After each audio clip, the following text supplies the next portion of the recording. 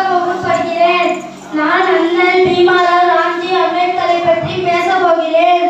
Doctor Ambedkar அவர்கள் 1891 April 14ஆம் தேதி மத்திய பிரதேசத்தில் உள்ள அம்பாவாலை என்னும் கிராமத்தில் பிறந்தார்.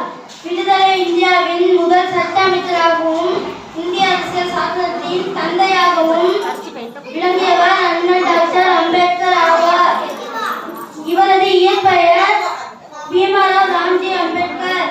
இந்தியாவின் அரசியல் சாசனத்தை வடிவமைத்ததால் அம்பேத்கர் இந்திய அரசியல் அமைப்பின் தந்தை என்று அழைக்கப்படுகிறார்.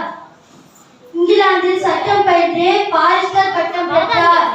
இவர் சட்டம் மட்டுமின்றி பொருளாதாரம், அரசியல், தத்துவம் என அனைத்தையும் அறிந்த மேதை ஆவார். தன்னை உயர்ந்த ஜாதியாகவும் இன்னொரு மனிதனை தாழ்ந்த ஜாதியாகவும் கருதுபவன் மனநோயாளி என்று, ஜாதியே இல்லை என்று சட்டம் கொண்டு வந்தவர்.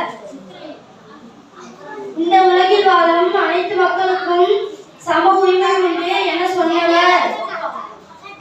அண்ணல் அம்பேத்கர் 1956ஆம் ஆண்டு டிசம்பர் 6ஆம் நாள் உயிர் நீத்தார்.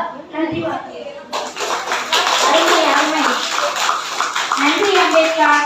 அடுத்ததாக நம் நாட்டின் விவசாயத்தை பற்றி கூற வருகிறார் விவசாயி கபிலேஸ்வரன்.